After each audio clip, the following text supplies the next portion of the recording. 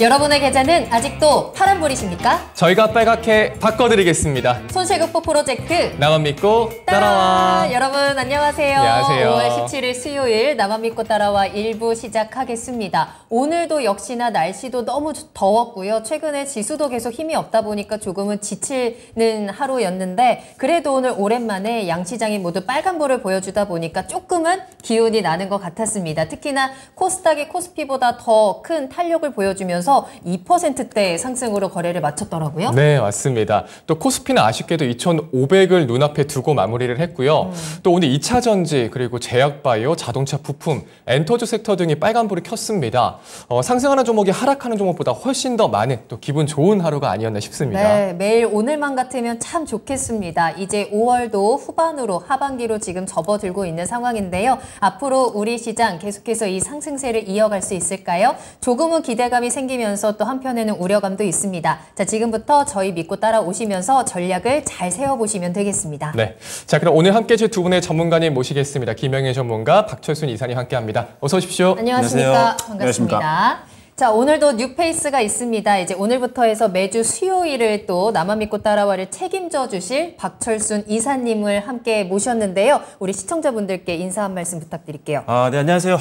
박철순 이사입니다. 네. 제가 한 2년 전에 처음 이토마토 TV에 출연을 하고 나서 최근에도 한번 단일 방송을 한번 나왔었던 적이 있어서 네. 아주 낯선 공간은 좀 아닌 것 같아요. 네. 그래도 고정 방송을 다시 한번 시작하게 돼서 굉장히 기대감이 높고요. 매주 여러분들께 좋은 종목과 정보들 드리기 위해서 최선을 다하도록 하겠습니다. 네, 지금은 이렇게 점잖게 말씀하시지만 제가 아는 박철순 전문가님은 꽤 재밌으십니다. 조금씩 친해지면서 여러분들께 재밌고 또 유익한 정보들 계속 전해드릴 테니까요. 매주 수요일 이 시간도 박철순 전문가님께 궁금한 내용 있으시다면 많이 남겨주시길 바라겠습니다. 자, 그러면 오늘 함께 하시는 분들 인사 나누면서 시작을 해보도록 할게요. 자, 오늘 버리투님 또 함께 해주고 계시고요. 보슬비님 잘 오셨습니다. 오늘 또 1등으로 종목도 남겨주셨는데 저희가 잠시 후에 실시간 종목 상담을 통해서 하나씩 살펴보도록 하겠고요. 최장구님 오늘도 함께 해주고 계시고 몽당 연필님 그리고 전정희님 모두 반갑습니다. 한강님 오늘은 또 일찍 출석하셨네요. 최근에 좀 지각하셨었는데 오늘 일찍 오셔서 같이 또 화이팅 외쳐주셨네요. 여러분들 계속해서 저희 채팅창 들어오셔서 다양하게 또 이야기 나눠주시고 궁금한 내용 남겨주시면 저희가 잠시 후에 그에 대한 해결책들 전해드리도록 하겠습니다. 자, 그러면 오늘의 첫 번째 순서 시작하겠습니다. 사전 접수된 종목에 대해서 두 분의 심층 분석 들어보는 시간이죠. 오늘의 종목도 굉장히 뜨거운 종목 중에 하나입니다. 네. 어떤 종목이죠? 오늘은 LNF입니다. 그러니까요. 이 종목 한번 진단할 때가 됐습니다. 맞습니다. 자, LNF 시청자 3656님께서 보내주신 사연으로 확인을 할 텐데요. 매수하신 가격은 26만 7,909원이고요. 비중 10% 가지고 계세요. 오늘은 2.58% 상승을 했고요. 25만 8천 원의 거래를 마쳤습니다. 이제 3월에 테슬라와 공급 계약을 체결했다라는 소식이 있으면서 또 주목을 제대로 받았고 특히나 2차 전지 바람이 워낙에 강하게 불었으니까 그 바람에 제대로 올라타면서 고점을 계속해서 높여왔습니다. 35만 원까지 역대 최고가를 기록한 이후에 좀 조정도 가파르게 나왔는데요. 이번 주 들어서 반등도 조금씩 나왔습니다. 오늘 이제 25만 8천 원의 거래를 마치면서 다행한 거는 시청자님 매수가가 그렇게 높지는 않아요. 네. 현재 3.7% 손실을 보고 계신 상황이에요. 네, 2023년 4월 지인의 추천으로 매수를 했다고 하시고요. 네. 종목에 대해서는 제대로 좀 잘 알지는 못하시는 것 같습니다. 여유 자금을 하는 거라 장기 보유 가능하다고 하시고요. 그 목표가 궁금해서 설정 부탁드린다고 합니다. 꽤 지인분이 좋은 타이밍에 잘 추천을 해주신 게 아닌가. 따라서 지금 손실도 잘 메꿔가고 있는 상황인데 앞으로가 어떻게 가져가면 좋을지 또 장기로 보유 가능하다고 했으니까 LNF의 장기적인 우리 투자 전략도 한번 체크해 보도록 하겠습니다. 자, 그럼 두 분께서는 이 LNF에 대해서 어떤 시선을 가지고 계신지 키워드부터 확인해 보시죠. 김영희 전문가님 키워드 어떻게 뽑을까요? 장기적인 관점이 필요하다로 안내드리겠습니다. 알겠습니다. 박철순 이사님의 키워드는 뭘까요? 저평가 성장주다 이렇게 말씀드리겠습니다. 네, 저평가 성장주, 장기적인 관점 필요, 이 키워드에 대해서 조금 더 자세한 설명 들어보겠습니다. 김영애 전문가님, 이 종목 장기적인 관점, 어떤 관점으로 바라보면 좋을까요? 일단은 양극재가 워낙에 최근에 시장에서 핫했었잖아요. 네. 그래서 사실 상대적으로 LNF가 에코프로나 코스모 신소재보다는 어느 정도 주가의 업사이드가 덜 했죠. 그렇기 때문에 지금 현재 상태에서 사실 가장 덜 오른 종목이 뭐냐라고 한다면 LNF다라고 볼 수가 있을 것 같습니다. 그러면서 1분기 실적이 사실 상당히 좀 저조하게 나왔죠. 컨센 대비 상당히 조금 이제 하회하는 그런 실적이 나왔는데 뭐 이 부분은 테슬라가 이제 상하이 공장이 일부 이제 중단이 되고 그러면서 지금 이제 이 LNF의 문제점, 지금 현재 상태에서 문제점이 무엇이냐라고 한다면 지금 이 현금 흐름이 매우 위험하게 좀 진행이 되고 있다라는 점.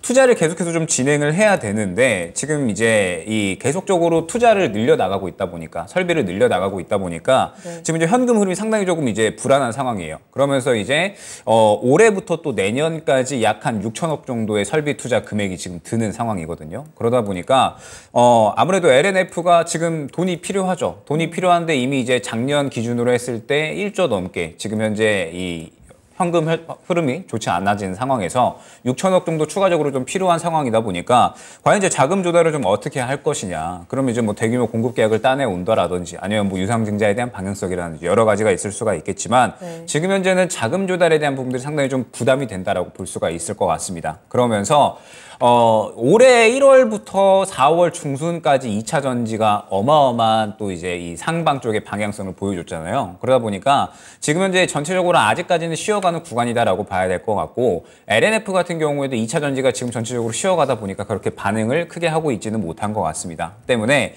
아무래도 이 2차 전지가 다시 한번 시장에 주도를 하는 이러한 흐름이 나와 주어야 LNF도 이제 추가적으로 상승이 가능하다라고 생각이 되고 지금 현재 구간은 이제 주가가 어느 정도 많이 떨어진 구간인 것 같기는 해요. 다른 이제 뭐 에코프로나 코스모 신소재 대비해서 상승폭이 상당히 좀 적었기 때문에 LNF 같은 경우에도 지금 현재 어느 정도 바닥을 잡고 이제 반등이 나와주려는 시도를 하고 있습니다. 때문에 저점은 확보를 했다라고 생각이 되는데 지금 현재 구간에서 당장의 무언가 드라마틱한 주가 급등은 조금 이제 기대하기 어렵지 않을까. 그러면은 이제 이 시각을 조금은 중장기적으로 봐야 될 필요성이 있을 것 같습니다. 어찌됐든 지금 현재 LNF 같은 경우에는 지금 이 자금 조달이 필요한 게 결국 투자에 대한 부분이잖아요. 투자를 계속해서 늘려나가는 것이고 투자를 늘려나가는 부분은 결국에는 또 수요가 증가할 수 있을 것이다라는 이러한 부분에 따라서 지금 또 계속해서 공장을 증설해 나가는 것이고요. 그 다음에 이제 약 한 올해 2분기 내에 굳이 이 공장이 또 새롭게 이제 양산이 되거든요. 그러면서 또 이 부분이 어느 정도 실적에 대한 도움이 될 수 있을 것으로 이제 생각이 되고 있고 그러면서 또 이제 양극재 양산이 2024년부터 본격적으로 시작이 된다라고 했을 때 그리고 2025년부터는 또 미국 투자에 대한 부분들 미국의 또 이제 이 현지 공장 예전에 레드우드와의 이제 합작 공장이 지금 이제 반려가 됐다가 지금 다시 한번 이제 진행을 하려고 계속해서 이제 작업을 하는 중에 있거든요. 그래서 이 부분까지도 2025년까지 설립이 되게 된다라고 한다면 사실 LNF는 꾸준하게 성장을 할 수 있는 어떤 이 가능성은 존재를 한다라고 생각을 해야 될 것 같아요. 때문에 지금 현재 구간에서는 LNF 같은 경우에는 충분히 저점은 잡아줬다. 다만 아직까지 2차 전지 섹터의 분위기가 당장은 좋지가 않기 때문에 조금 더 중장기적인 시각으로 봐야 될 것 같고 지금 계속해서 투자를 하고 설비를 늘려 나가는데 과연 이 자금 투자에 필요한 설비를 늘려 나가는 데 필요한 자금을 어떻게 조달을 할 것인가 이 부분을 한번 또 주의 깊게 지켜봐야 될 것 같습니다. 그러니까 투자의 성과가 나올 때까지 좀 시간이 필요할 것 같습니다. 또 지금 당장 실적이라든지 투자에 대한 부담감, 또 2차 전지 조정이라는 시장의 분위기 등등 무거웠게 조금 깔려 있기 때문에 이러한 부분들을 털어낼 때까지 장기적인 관점으로 바라보자라고 설명을 해주셨네요. 자, 그러면 박철순 이사님의 키워드도 한번 들어보겠습니다. 저평가 성장주라는 키워드였는데요. 어떤 내용일까요? 일단은 뭐 최근에 이제 2차 전지 관련된 종목들이 조금씩 반등이 나오고 있잖아요. 네. 특히 이번 주에 반등이 좀 잘 나와주고 있는데 일단 추세는 좀 남아 있다라고 보고 있고요. 다만 앞서 이제 전문가님께서 말씀해 주신 것처럼 단기성으로 좀 약간 리스크 요인들은 좀 있습니다. 하지만 내년, 뭐 내후년 이렇게 중장기로 봤을 때는 역시나 저평가 매력이 충분한 기업이고 실적 성장도 가능하다고 보고 있는데요. 일단 이 회사의 실적을 먼저 잠깐 살펴볼 텐데 1분기 실적이 발표가 거의 다 끝났잖아요. 최근에 상장 기업들이. LNF 같은 경우 컨센서스를 좀 하회하는 실적들이 나왔습니다. 일단은 실적이 좀 잘 못 나왔던 이유가 여러 가지가 있는데 첫 번째로는 일단 최종 고객사가 이제 테슬라거든요. 네네. LG 에너지 솔루션을 통해서 이제 테슬라 쪽으로 매출이 발생하는 구조다 이렇게 말씀드릴 수가 있는데 테슬라가 일단 공장 화재 문제, 공장이 이제 가동 중단이 됐던 문제성이 있었고요. 두 번째로는 이제 에너지 저장 장치 쪽으로 가는 매출이 일단 비수기였기 때문에 조금 약간 매출이 좀 줄어들었던 그러면 일회성 요인들이 좀 있었습니다.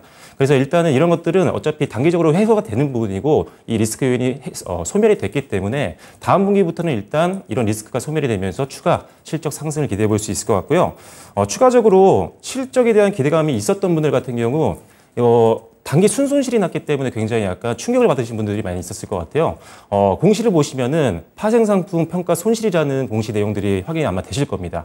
일단 주가가 1분기 때 많이 올랐기 때문에 이럴 경우에 사전에 사실 전환사채 같은 것들에 이제 투자를 하신 분들 같은 경우는 이자를 받는 것보다는 주식으로 전환을 해서 시세 차익을 남기는 게 훨씬 더 큰 수익을 남길 수 있는 부분이거든요. 그래서 사측에다가 이제 주식으로 바꿔주세요라고 요청을 하는 거죠. 자, 그렇게 되면 회계상으로는 이게 단기 순손실도 잡힙니다.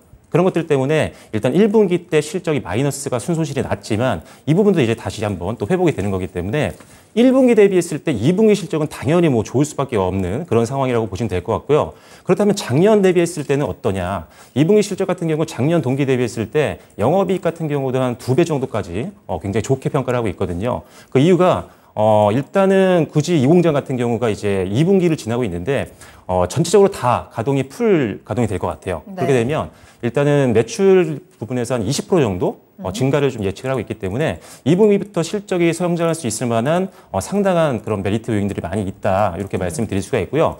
1분기 때 실적이 안 좋았기 때문에 상대적으로 동종그룹 대비했을 때 주가가 많이 밀렸거든요. 그런데 이 리스크 요인들이 많이 해소가 됐기 때문에 2분기 때는 1분기 기저효과를 바탕으로 해서 좀 더 상승 가능성이 높다라고 보고 있는 상태입니다.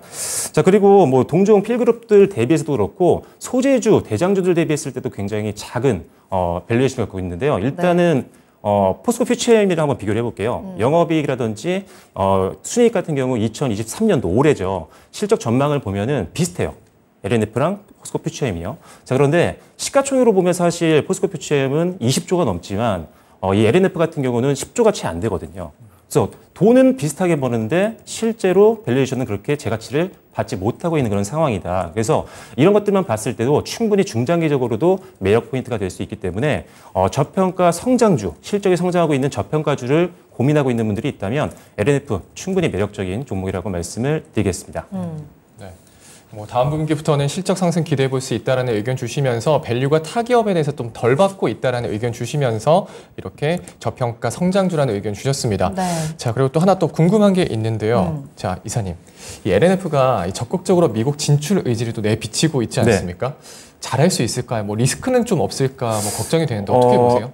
앞서 리스크 요인을 좀 많이 말씀해 주셔서 그 부분은 제외를 하고 말씀드리면 네. 어차피 지금 이 회사 같은 경우는 LG 에너지 솔루션의 매출이 거의 대부분이거든요. 네. 여기를 통해서 이제 테슬라가 최종 고객사라고 이제 보시면 되는데 일단은 뭐 LG 에너지 솔루션이 워낙 지금 발빠르게 투자를 하고 있고 고객사를 계속적으로 확대하기 위해서 노력하고 있기 때문에 LG 에너지 솔루션이 영업만 잘 해준다면 충분히 매출은 늘 수 있는 구조고요. 네. 거기다 사실 이 LNF가 조금 아쉬웠던 부분이 뭐였냐면 고객사가 단일화되어 있다는 장점이었어요. 그래서 예를 들어서 최종 고객사가 아까 테슬라라고 말씀드렸잖아요. 네. 테슬라가 만약에 아까처럼 공장이 갑자기 가동이 중단되거나 또는 리스크 요인이 생겨서 테슬라 점유율이 떨어지거나 이러면은 변동성 요인이 될 수가 있거든요. 이 회사만 보고 있는 회사다 그렇죠. 보니까. 네. 그런데 지금 이번에 LG 에너지 솔루션이랑 SK온 그다음에 현대차 그룹이 이제 합작법인 네. 만들기로 한 뉴스가 아마 보셨을 수도 있는데 네, 네. 자, 그러면서 여기에 이제 초도 물량을 이제 이 회사가 담당을 합니다. 그래서 협력사로 선정이 됐기 때문에 고객사가 이제 다변화가 되면서 이런 단일화 리스크를 좀 줄일 수 있는 요소들도 있어요. 그래서 미국 시장에 뭐 진출하는 거에 대해서는 조금 더 시장이 좀 넓어지지 않을까 생각합니다. 앞에 고객사가 더 많아지기 때문에 이 회사들이 해외로 진출해서 미국으로 진출해서 계속적으로 영업을 하게 되면 이 회사로 수주가 연결돼서 들어올 수 있는 구조다 보니까 일단 뭐 미국 시장 진출에는 뭐 크게 뭐 위험 요소는 없을 것 같습니다. 알겠습니다. 자, 그리고 두 분께서 모두 이 LNF에 대해서 중장기적으로 긍정적인 관점들을 체크해 주셨거든요. 특히나 이제 2024년,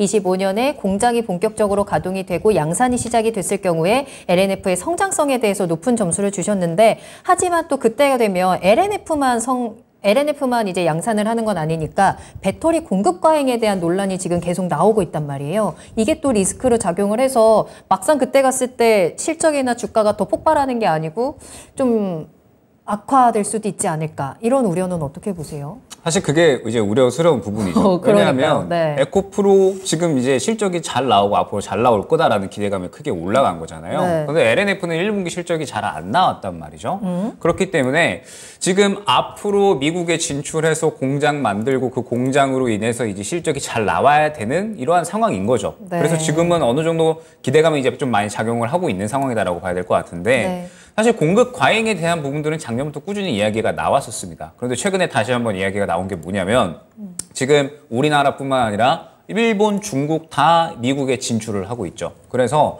LNF가 이제 IRA 수혜 받으면서 성장을 할 수 있을 것이다라는 기대감이 있었는데 지금 우리나라뿐만 아니라 일본, 중국까지 다 진출을 해버리면 미국 전기차 시장이 그만큼 진출하는 거에 비해서 성장을 할 수가 있을 것인가. 일단 이게 이제 첫 번째 문제고 성장을 따라갈 수가 없다라는 거죠. 이제 인프라가 생기는 거에 비해서 성장도가 빠르게 올라올 수가 없다 보니까 그러면은 이제 필연적으로 2차전지 기업들끼리 경쟁을 해야 되는데 그럼 경쟁에서 살아남아야 되는 거고 우리 기업이 당연히 살아남으면 좋겠지만 그렇지 않을 수 있잖아요. 그래서 지금 현재 구간에서는 어느 정도 예측의 구간이기 때문에 저는 항상 주식은 예측을 잘해야 되지만 그래도 어느 정도 눈에 보이는 거는 이제 확인하고 움직여야 된다는 또 생각도 있거든요. 그래서 LNF는 아직까지는 조금 불확실성이 있다라고 봐야 될 것 같고요. 그러면서 이제 2025년부터 또 이제 미국 시장 공장이 이제 본격적으로 양산이 된다라고 하면 또 이제 2025년에는 이제 또 본격적으로 일본, 중국에서도 마찬가지로 들어올 거고 그 다음에 국내 배터리 셀 3사도 본격적으로 양산을 시작할 거기 때문에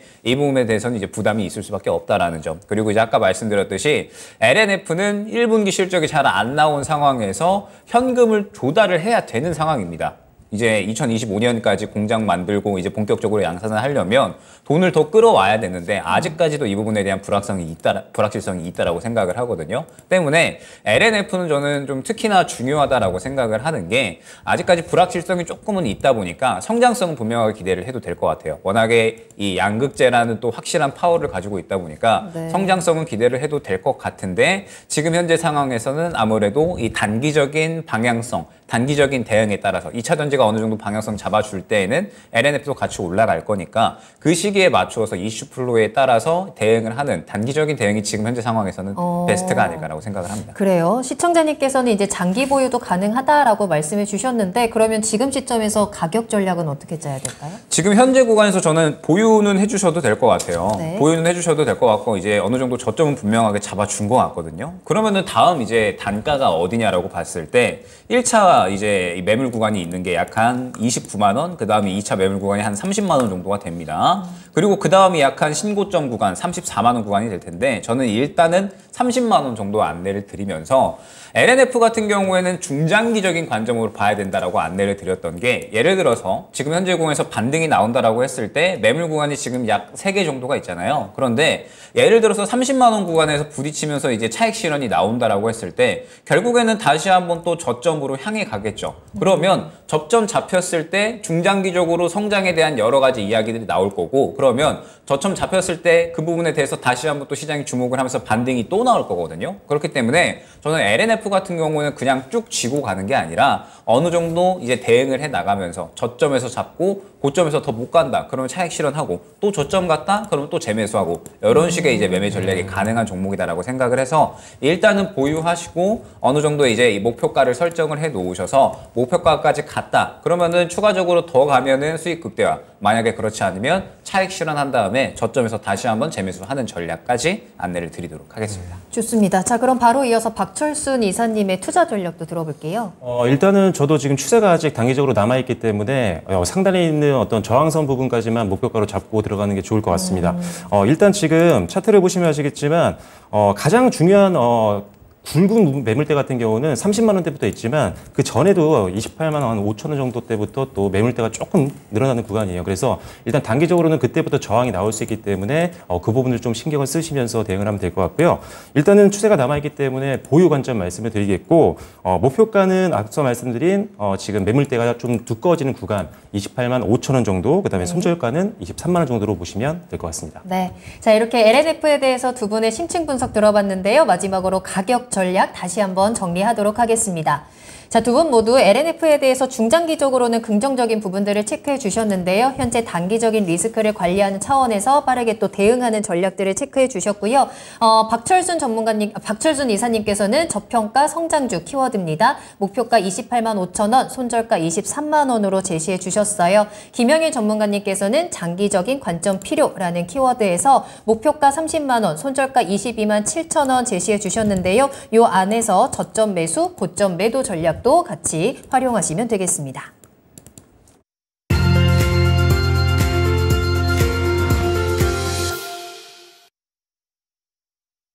네, 이어서 스피드 종목 진단 진행하도록 하겠습니다. 실시간으로 여러분들께서 보내주시는 종목에 대해서 빠르고 정확한 진단, 더 많은 진단 도와드리겠습니다. 지금 바로 저희에게 종목 진단 남겨주세요. 네, 유튜브 실시간 채팅창 활용하셔도 좋고요. 전화 상담도 활짝 열려 있습니다. 유튜브에 토마토 증권톡 검색하고 들어오셔서 매수가, 비중, 그다음에 종목명 같이 남겨주시면 되고요. 매수 문의도 좋으니까요. 얼마든지 여러분들의 궁금증 자유롭게 남겨주시고요. 저희 전화상담 02325-8200번도 열어둘 테니까요. 지금 바로 전화 주시면 되겠습니다. 자, 채팅창에서는 또 우리 새로운 얼굴 박철순 이사님을 환영하는 목소리들도 많습니다. 반갑습니다. 어디서 많이 본 것 같아요. 첫인상이 마음에 듭니다. 잘생겼다라는 댓글들 많이 남겨주고 계시는데요. 우리 박철순 이사님 많이 환영해 주시면서 궁금한 내용들도 남겨주시길 바라겠습니다.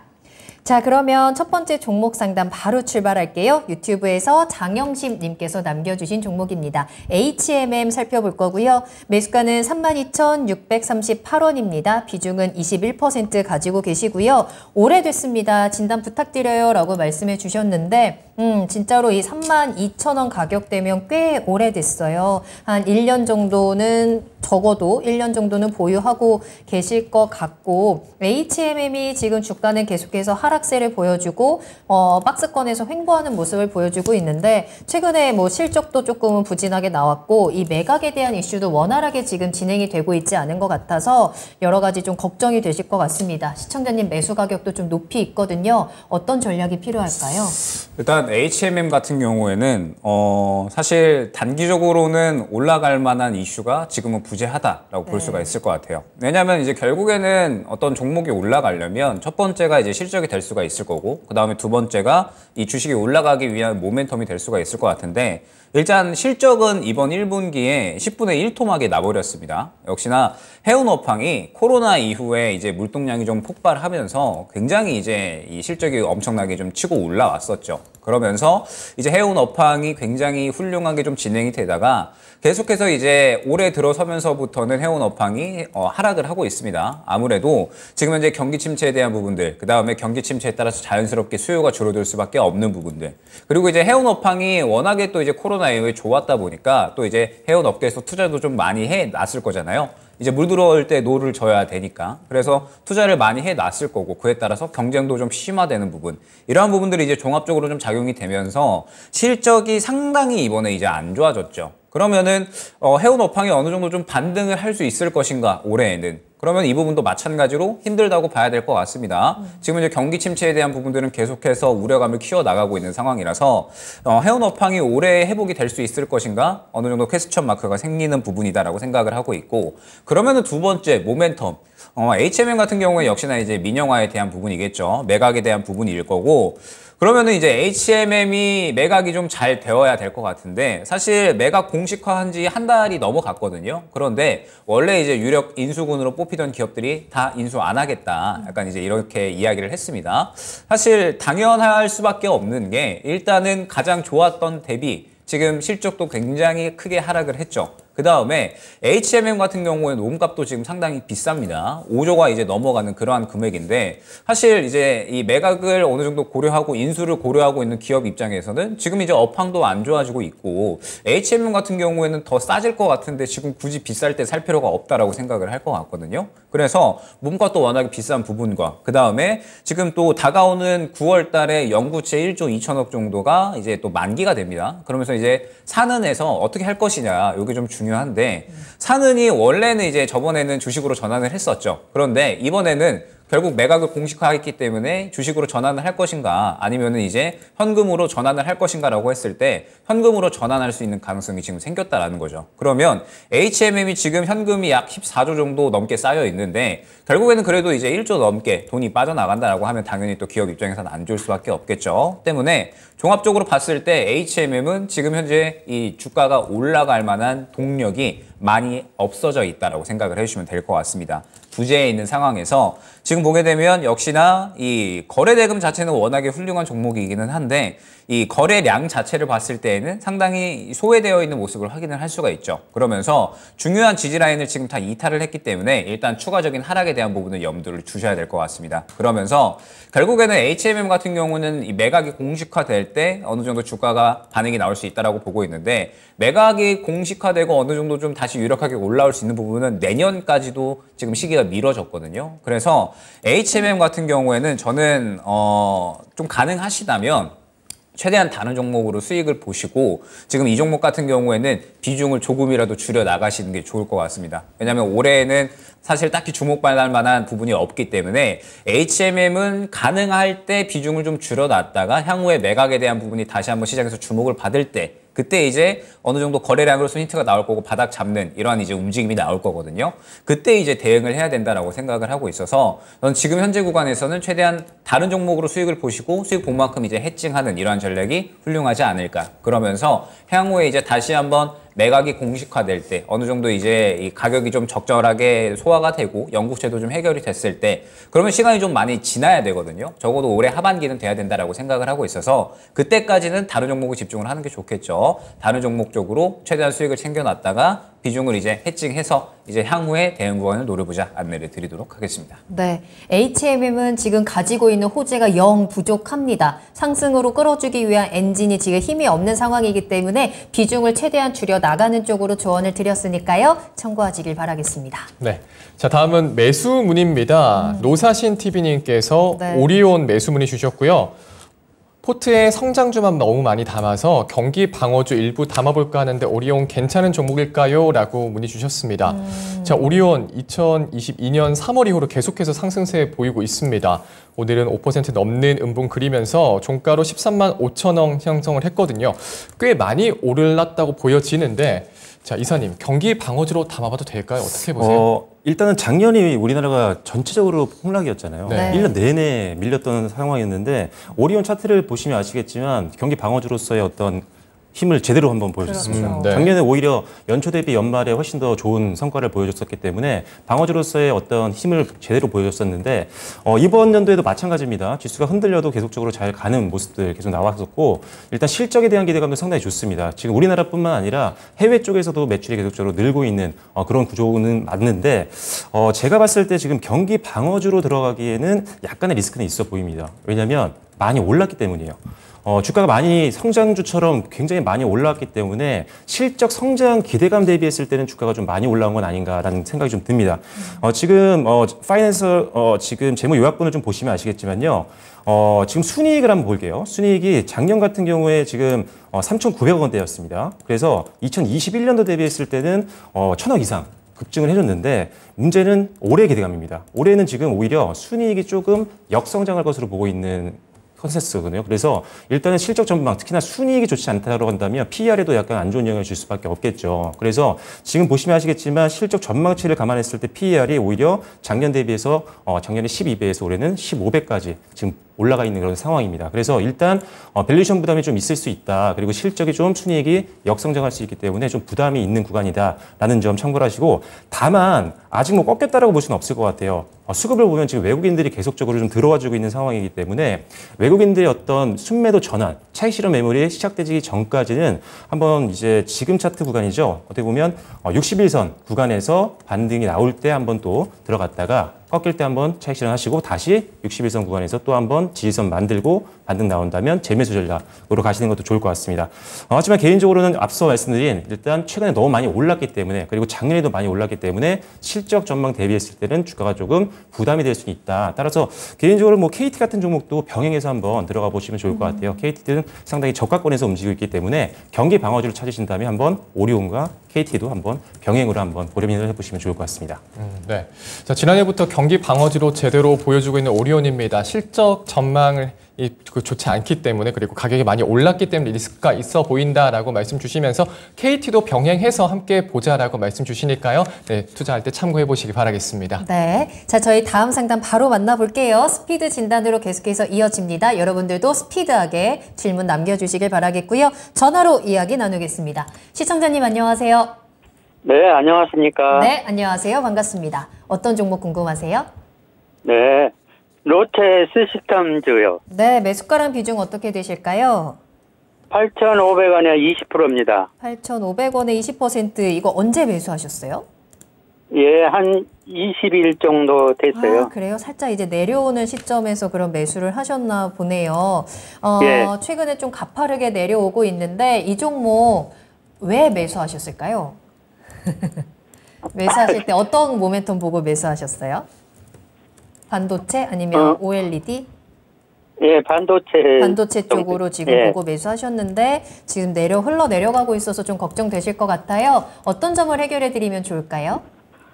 글쎄요, 매수가까지 올 수 있을까 하고요. 알겠습니다. 오늘 반등이 나왔는데 다시 한번 쭉쭉 상승할 수 있을지 한번 체크해 볼게요. 김영일 전문가님 연결해 드리겠습니다. 네, 일단 이 로체 시스템즈 같은 경우에 반도체, 그다음에 디스플레이 이송 장비를 주력으로 하는 기업이에요. 그런데 매출 비중은 반도체보다는 디스플레이 장비 쪽에 조금 더 이제 쏠려 있다라고 생각을 해주시면 됩니다. 그러면서 지금 디스플레이 쪽이 시장에서 상당히 좀 좋죠. 지금 최근에 이제 이 정부 정책에 대한 이야기라든지 그다음에 또 이제 LG 디스플레이의 뭐 추가적인 투자에 대한 부분들 등등 해서 지금 계속해서 디스플레이 관련주들이 좋은 흐름을 보여주고 있습니다. 그러면서 어찌됐든 지금 이 롯데 시스템즈 같은 경우에도 LG 디스플레이 그리고 삼성 디스플레이 모두 다 이제 고객사로 두고 있기 때문에 이 부분에 대해서 앞으로 디스플레이 장비가 지금 현재 이 OLED 쪽에 LG 디스플레이나 뭐 삼성 디스플레이에 투자를 늘려나가고 있잖아요. 그러면서 결국에 투자를 늘려나가면서 양산을 또 이제 하고 캐파를 늘려나간다라고 했을 때 당연히 디스플레이 장비에 대한 수요도 증가를 할 수가 있겠죠. 그렇기 때문에 롯데 시스템즈 같은 경우에도 이 부분에 대해서는 충분히 어느 정도 수혜가 기대가 되는 상황이다라고 생각을 해주시면 될 것 같습니다. 그러면서 동시에 이제 반도체 장비 쪽으로도 상당히 좀 견조한 실적이 나와주고 있기 때문에 지금 상태에서 롯데 시스템즈 같은 경우에는 충분히 어느 정도 좋은 이야기는 나오고 있다라고 생각을 해주시면 될 것 같아요. 그런데 지금 현재 문제는 무엇이냐? 주가가 약간은 부담되는 위치에 있다라는 점, 이게 이제 문제가 될 것 같습니다. 지금 보게 되면 롯데 시스템즈 같은 경우에는 사실 최근에 상당히 상승이 잘 나왔죠. 상당히 이제 상승이 잘 나오다가 아마 지금 8,500원 구간에 이제 접근을 하셨던 게 많이 빠졌다라고 생각을 하셔서 이제 접근을 하셨던 것 같아요. 그런데 지금 현재 이 롯데 시스템즈의 단기적인 흐름을 보자면 고점에서 차익 실현 나오고 나서 지금 최근까지 계속해서 차익 실현이 나오고 있다라고 생각을 해주셔야 됩니다. 그러면 현재 구간에서는 어떻게 대응을 해야 되냐? 저점이 잡혀 있는 게 지금 현재 구간으로부터 약 한 6,800원 구간이거든요. 6,800원 구간을 이탈을 하게 되면 6,000원대까지는 추가적으로 하락을 할 수 있는 가능성이 있다라고 생각을 해주셔야 될 것 같고, 만약에 현재 구간에서 이탈을 하지 않고 반등이 나온다라고 하더라도 저는 반등폭을 크게 가져가기는 어려울 것 같거든요. 왜냐하면 지금 현재 이 지켜줬어야 될 지지라인을 이탈을 했기 때문에 지금 이 구간이 굉장히 또 주요한 매물대로 형성이 되어버렸어요. 그 가격대가 약 한 7,500원에서 8,000원이거든요. 때문에 지금 현재 구간에서는 앞으로 이제 좋은 이야기 많이 나와주고 있고 디스플레이 장비 수요가 늘어날 것이다라는 기대감도 커지고 있기는 하지만 주가 자체가 지금은 약간은 부담되는 위치이기 때문에 지금은 대응을 준비해야 되는 상황이다라고 어느 정도 말씀을 드릴 수 있을 것 같습니다. 그러면 지금 현재 구간에서 이제 어떻게 대응을 해주셔야 되냐? 일단 6,800원 구간이 굉장히 주요한 지지 라인이죠. 때문에 이 구간을 이탈을 하게 되면 저는 어느 정도의 비중 축소는 진행을 해주시는 게 좋지 않을까. 그러면서 향후에 저점 잡혔을 때 다시 한번 이 수급이 들어가는 구간이 나오게 되면 추가 매수가 가능할 거거든요. 그때 이제 지금 현재 구간 약 한 7,500원에서 8,000원 구간 매물대를 목표로 해서 대응을 하는 것이 1차적으로 좋아 보이고요. 그 다음에 현재 구간에서 이제 어느 정도 반등이 나온다. 이탈을 하지 않고 반등이 나온다라고 했을 때에는 말씀드렸듯이 약 7,500원에서 8,000원 정도까지 반등이 나올 겁니다. 그러면 저는 이 정도 구간까지 반등이 나왔을 때는 마찬가지로 정리해 주시는 게 좋지 않을까라고 생각을 해요. 왜냐하면 지금 이제 롯데 시스템즈는 앞선 구간의 매물대가 너무 두텁죠. 그렇기 때문에 지금 현재 좋은 힘이 들어와 있어야 줘야 되고 좋은 이야기가 많이 좀 나와 줘야 되는데 아직까지는 지금 수급이 많이 메말라 있는 모습을 확인을 할 수가 있습니다. 때문에 수급이 많이 메말라 있는 만큼 지금 현재 구간에서는 매물대를 바로 뚫어주기가 어렵다라고 생각을 해서 저점 이탈 시에는 비중 축소, 향후 저점 잡혔을 때 추가 매수 전략, 그 다음에 현재 구간에서 반등이 나온다. 그러면은 다음 매물 구간이 약 7,500원에서 8,000원 정도 사이에 한 차례 정리하는 이러한 전략이 지금 현재로서는 적절할 것 같습니다. 네. 자, 시청자님, 요 가격 전략 좀 도움이 되셨을까요? 네, 네, 감사합니다. 네, 참고하시고 잘 대응하시길 바랄게요. 오늘 감사합니다. 네. 네. 네. 자, 다음 정보 만나보겠습니다. 들꽃님께서 YG 플러스 문의 주셨고요. 7,200원에 5% 문의 주셨습니다.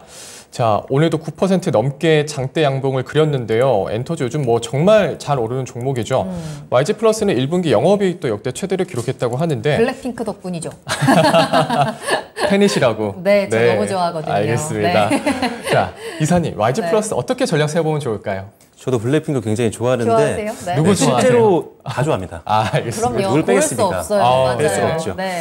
일단은 기대치 이상으로 블랙핑크가 선정을 좀 했었었고 사실 YG 플러스 같은 경우는 YG 소속 아티스트들도 담당을 하고 있잖아요. 네. 근데 그 이외에도 하이브도 연관이 되어 있습니다. 지금 가장 잘 나가는 뭐 뉴진스를 데리고 있는 하이브 그리고 BTS를 데리고 있는 하이브까지도 관련이 있는 기업인데 일단은 지금 엔터 쪽 시장이 워낙 화랑인 것들은 아마 뉴스를 통해서도 많이 느껴보셨을 것 같아요.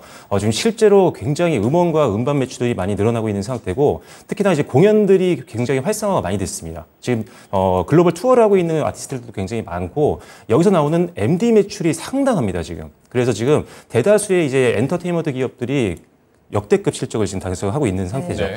그래서 음원과 음반과 그리고 MD 제작 이런 것들을 영위하고 있는 YG 플러스 같은 경우도 1분기 영업이익이 작년 전체 영업이익을 뛰어넘었습니다. 한 분기 만에 작년 전체 매출을 넘었었다는 거죠. 그만큼 실적이 굉장히 기대감이 높은 상황이고 실제 1분기 실적을 통해서 우리가 정말로 지금 돈을 많이 벌고 있는 상황이구나라는 거를 숫자로 확인할 수가 있는 그런 상황이었다는 거죠.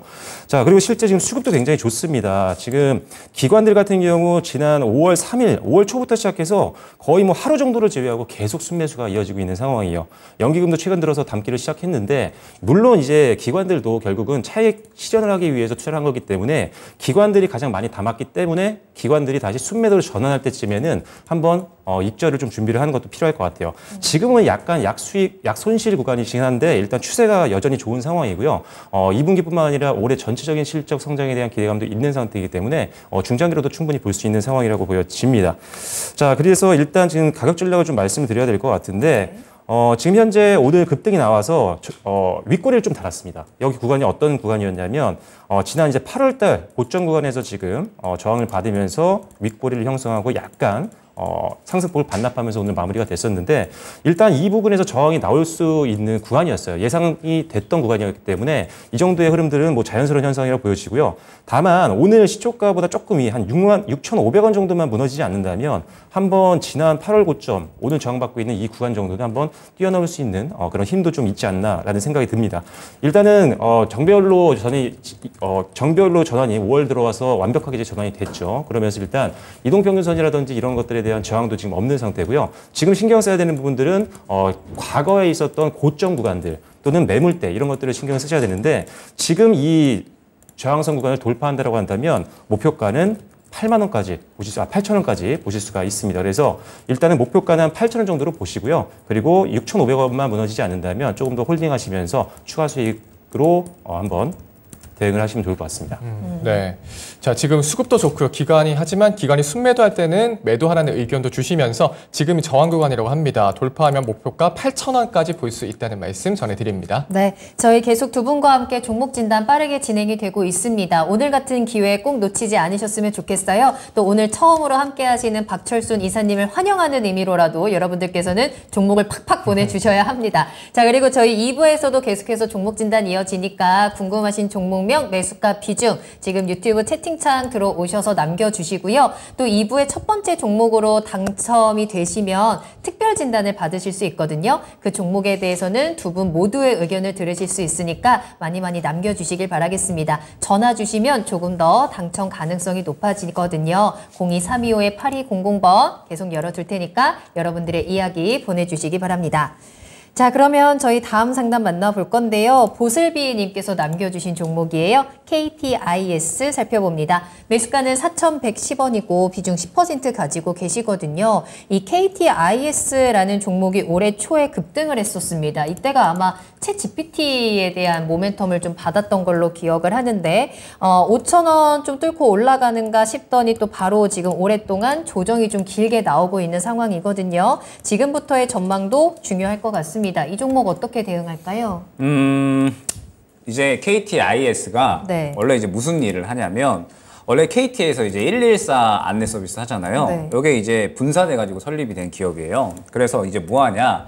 114 전화번호 안내 사업. 그 다음에 이제 뭐 기가진이, IPTV 이런 거 하고요. 그 다음에 이제 지역 광고 사업도 하고요. 그래서 이제 종합적으로 이 IT 기업이다라고 생각을 해주시면 될 것 같아요. IT 기업인데 그러면 이 기업이 이제 왜 올라왔느냐를 생각을 해야 되거든요. 왜 올라왔을까라고 했을 때 올해 초에 AI가 엄청나게 붐이 일었죠. 붐이 일어나면서 KT 그룹주들이 전체적으로 다 갔었습니다. 왜 갔었느냐? KT에서 이제 AI 믿음 서비스를 출시를 한다라고 하면서 그때 당시에 AI 관련주로 엮였거든요. 그리고 이제 KTIS 같은 경우에 AI 컨택 센터를 또 운영을 하고 있다 보니까 지금 결론적으로 일전에 AI 관련된 모멘텀을 받고 굉장히 상승이 잘 나왔다라고 생각을 해주시면 될 것 같습니다. 그러면 지금 현재는 문제가 무엇이냐? AI 관련주들이 지금 시장에 굉장히 많습니다. 시장이 굉장히 많은데 실질적으로 그러면 KTIS가 AI 쪽으로 과연 얼마나 모멘텀을 보유를 하고 있느냐, 과연 얼마나 직접적으로 모멘텀이 형성이 되어 있느냐라고 봤을 때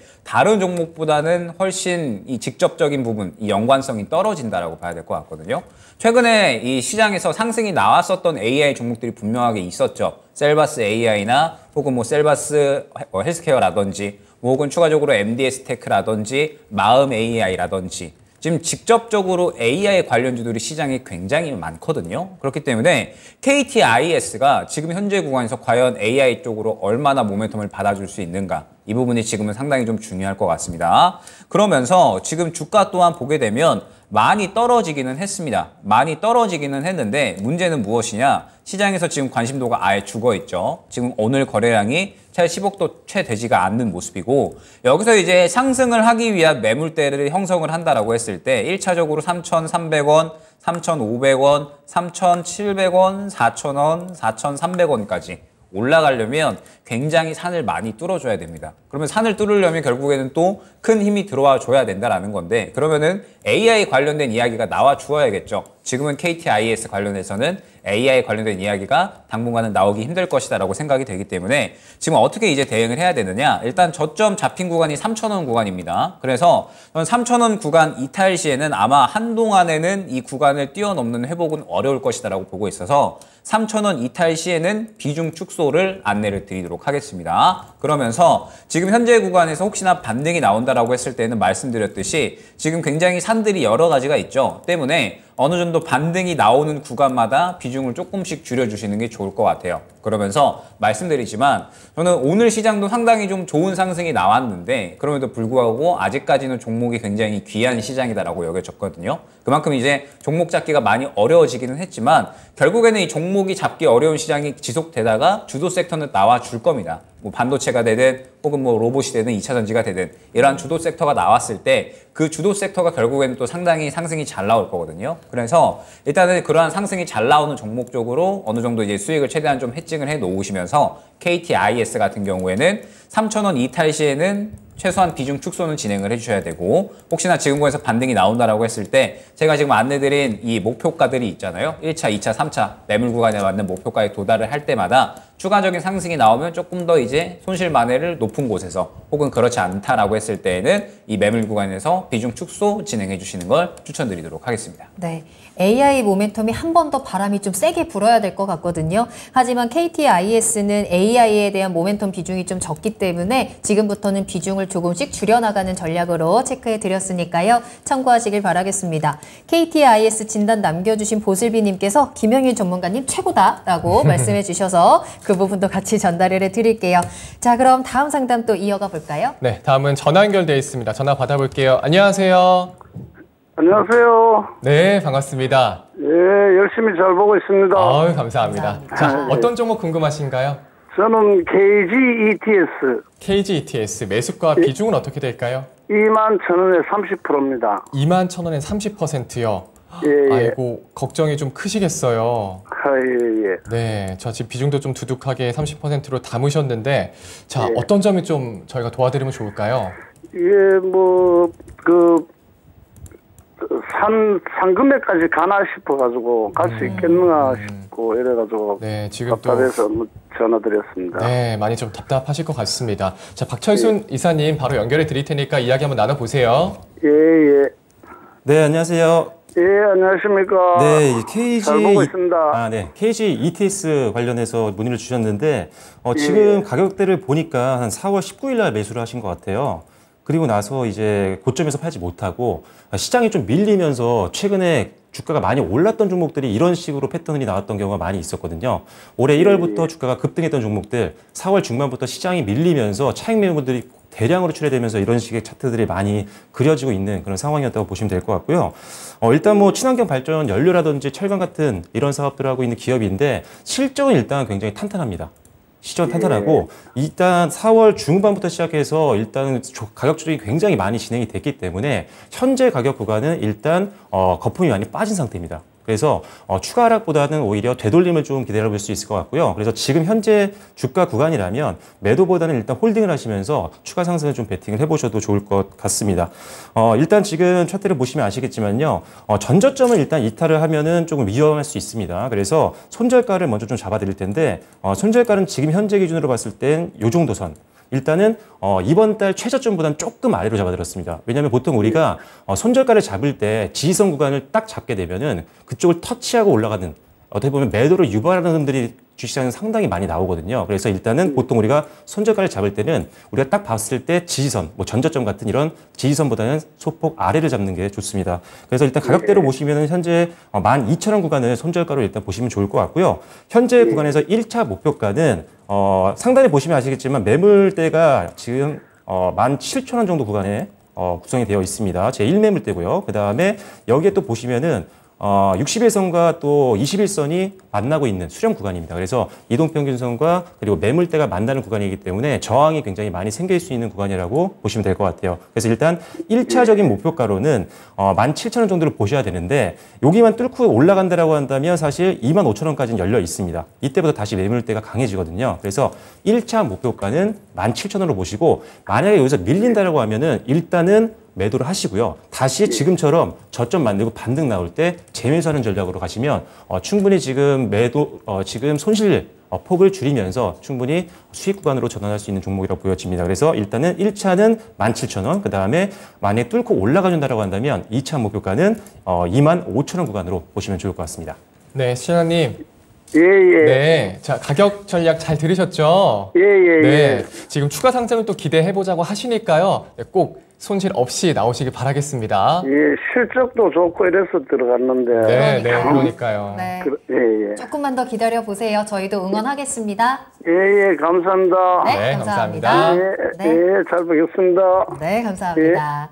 자, 저희 다음 상담 또 빠르게 이야기 나눠볼게요. 오승님께서 리노공업 매수 문의 부탁드립니다. 라고 남겨주셨는데요. 오늘 3.52% 상승했고요. 11만 4,700원에 거래를 마쳤습니다. 이번 주 이 종목이 좀 급락을 했죠. 월요일에 좀 급락을 하는 모습, 어제까지도 하락세 이어가다가 11만 원 좀 깨지고 내려가나 했는데 오늘 바로 다시 좀 회복을 하면서 11만 4,700원까지 끌어올렸습니다. 지금 타이밍에서 리노공업 매수하는 거 어떻게 생각하세요?